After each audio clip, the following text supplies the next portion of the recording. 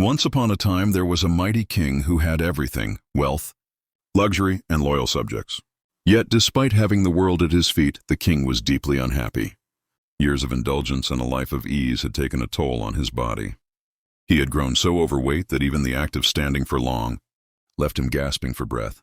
Physicians from faraway lands came with promises of miracle cures. Exotic herbs, expensive treatments, rare concoctions. Nothing worked. The palace had become a prison of velvet curtains and golden plates. But inside, the king felt powerless.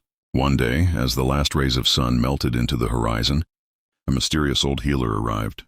He was unlike the others, humble, soft-spoken, and carried no potions. After examining the king, he said calmly, "Your Majesty, I can cure you, but not in the way you're expecting. If you truly want to be well, come to me each morning on foot. I will give you your medicine." The court erupted in disbelief. The king himself was insulted. "I am the ruler of this land. You expect me to walk like a commoner?" The healer replied with a gentle smile. "Only you can heal yourself, my king. I offer no magic, only guidance. The rest is your journey." Reluctantly, the king agreed. The next morning, before the sun rose, the king took his first walk to the healer's hut at the edge of the village. People watched in silence as he shuffled through the streets. Supported by guards and gasping for air, the healer handed him a small vial of herbs and said nothing. This continued for weeks. The medicine stayed the same, but the king began to change. His steps became lighter, his breathing steadier. The pain in his legs was replaced with strength.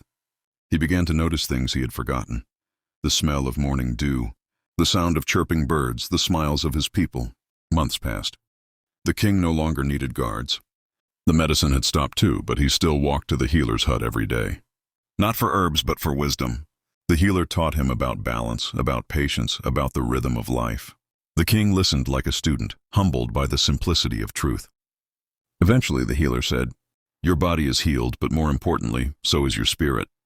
Years went by, and the king grew old, not in weakness, but in wisdom. His kingdom flourished, not just under his rule, but under his example.